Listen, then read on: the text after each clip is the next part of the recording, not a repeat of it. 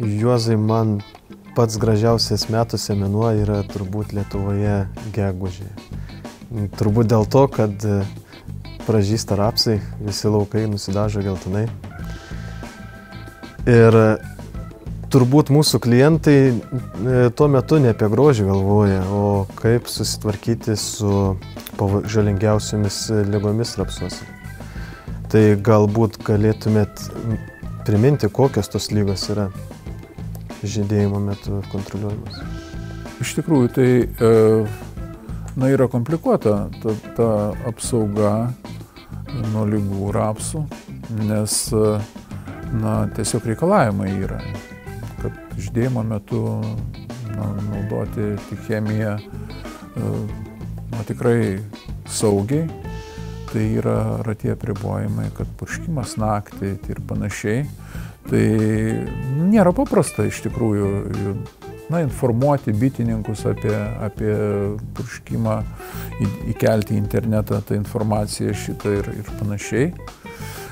Tai aišku, o lygos, tai kai šiuo metu rapsų pasėliai ne visai, bet beveik trečdalį sėjomainos rotacijai užima.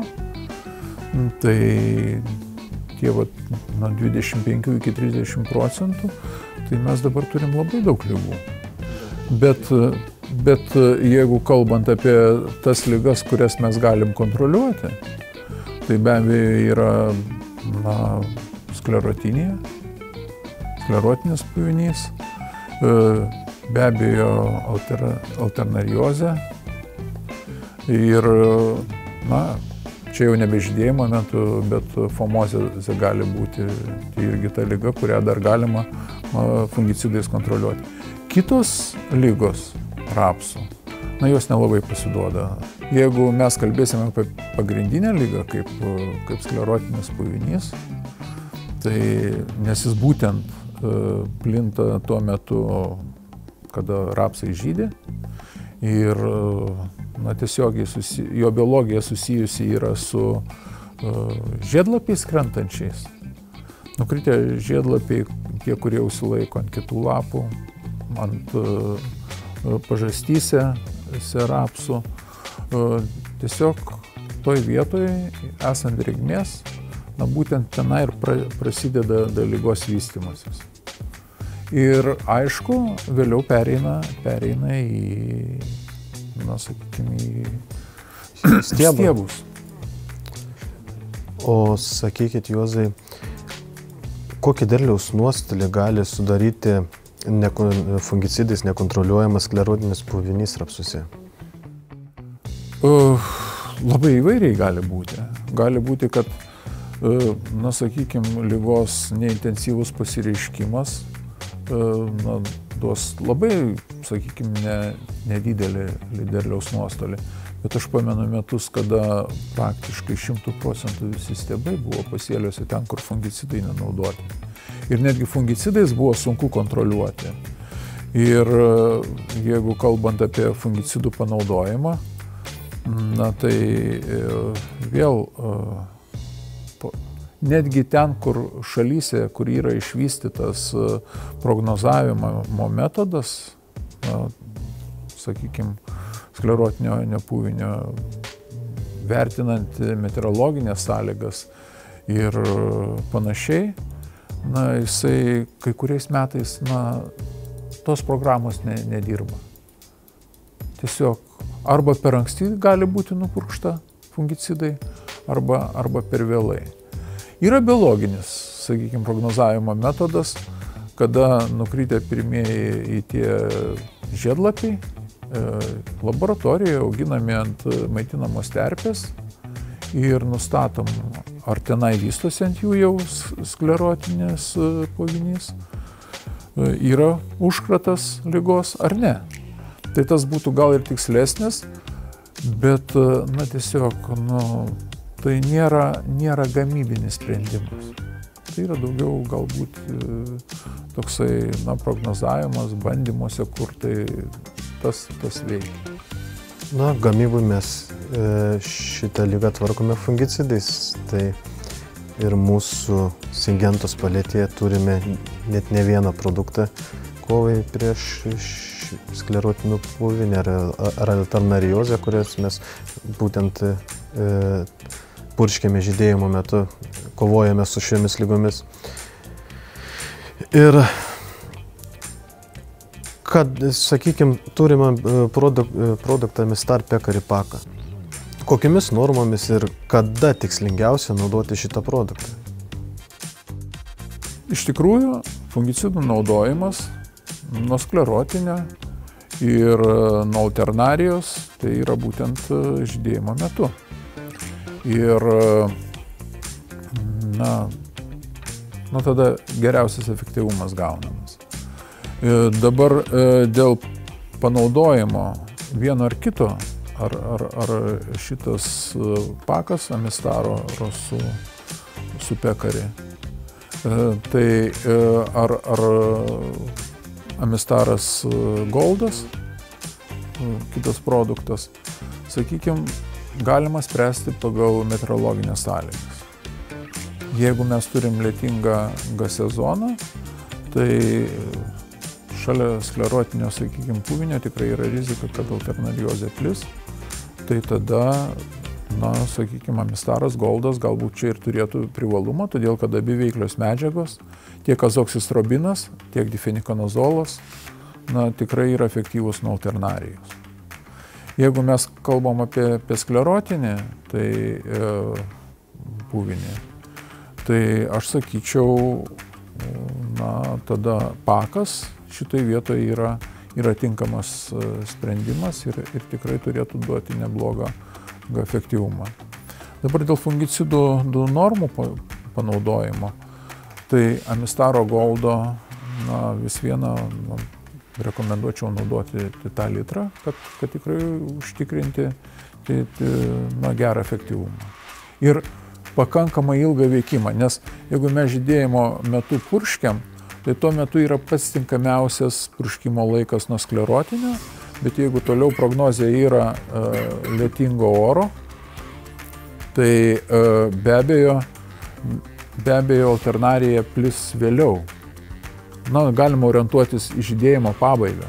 Tai sakykime, pakagą mes galime skelti, pirmą purkšti prieš sklerotinį puvinį Amistarą, o vėliau prieš alternariozę naudoti Pekarį? Yra panaudojimas galimas visiškai ir galimas dukartinis panaudojimas. Bandymuose labai geri rezultatai gauti, kada, sakykime, buvo Amistarų vienu purkštą. Bandymuose buvo tiesiog tirta panaudojimas Amistaro prieš žydėjimą ir tuomet žydėjimo metu buvo purkšta, sakykime, kitais fungicidais. Ten buvo įvairūs variantai, bet tame tarpe ir Amistaras Goldas. Tai tas davė tikrai gerą efektyvumą. Aišku, gamybiškai turbūt nėra pats palankiausias variantas, nes kada tikrai rapsai jau yra pilnai išsivystę, didelė masė, 2 kartus važiuoti per pasėlį nėra tinkamiausias galbūt sprendimas. Turbūt tai naudoti išskirtinai palankiomis sąlygomis lygomis plisti. Iš tikro, mes labai tiksliai negalim prognozuoti sklerotinio puvinio plitimą. Ir aišku, tas panaudojimas Amistaro tai būtų pirmas toksai barjeras nuo jo plitimo, sakykime, nuo pirminio užkrato, kuris gali būti jau lauke. O panaudojimas tada 65-oji, jau pilnai žydint rapsam, aišku, tas duotų ir apsaugą nuo sklerotinio ir duotų tikrai gerą efektyvumą nuo alternarijos. Visi mėgsta pasilyginti rinkoje esančius sprendimus ir mūsų sprendimai, sakykime, nėra nauji. bet mūsų konkurentai ateidami į rinką su naujais produktais ir šiai dienai lyginasi, sakykime, savo naujus produktus su Amistaru Goldu ar Amistar Pekari. Ir kodėl taip yra? Ko mūsų produktai tokie išskirtiniai, kad ir jie eilę metų neužleidžia savo pozicijų rinkoje? Aš sakyčiau taip, kad veiklios medžiagos, nes čia vis viena mes kalbam pagrindinę apie veiklę medžiagą azoksistrobiną, jis išlaiko tą efektyvumą ir jam kol kas nėra nustatyta to atsparumo. Dabar kalbant apie kitus produktus, daugelis jų irgi nėra nauji. Galbūt tai yra naujos kombinacijos, formulacijos, bet veiklios medžiagos daugeliu atveju tai yra žinomos ir naudojamos. Tai šitoj vietoj, kaip ir didelio tokio naujumo nėra. Kitas dalykas, tai mūsų produktų spektras. Mes kalbam apie sklerotiniją, apie alternariją ir tie produktai veikia iš tikrųjų gerai nuo abiejų ligų. Tai, sakyčiau, galbūt ir yra tas privalumas, kad platus spektras, pakankamai tikrai geras efektyvumas ir rezultatai tai tikrai geri. Tai turbūt aišku, kad sklerotinis puvinys žieminiuose rapsuose yra pati žalingiausia liga žydėjimo metu kontroliuojama. O pakalbam apie vasarinius rapsus. Kaip su jais yra? Nes šitie mūsų produktai būtent turi registraciją ir vasariniuose rapsuose. Galbūt vasarinių rapsų pasėlių plotai yra tikrai sumažėję. Ir čia iš tikrųjų problema gali būti didesnė alternariozė.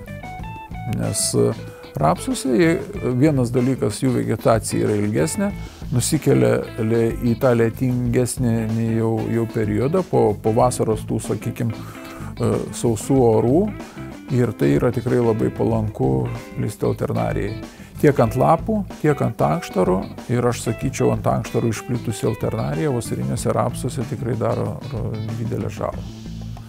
Tai aišku, kad apsauga reikalinga ir nuo sklerotinijos, bet labiau galbūt būtų reikalinga nuo alternarijos.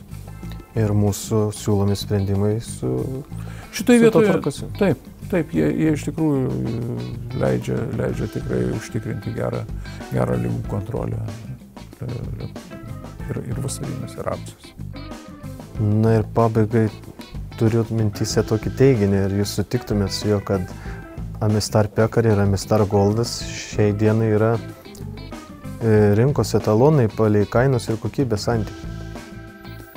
Aš sutinku, aš iš tikrųjų sutinku ir jų panaudojimas yra žinomas, labai įprastas ir aiškus.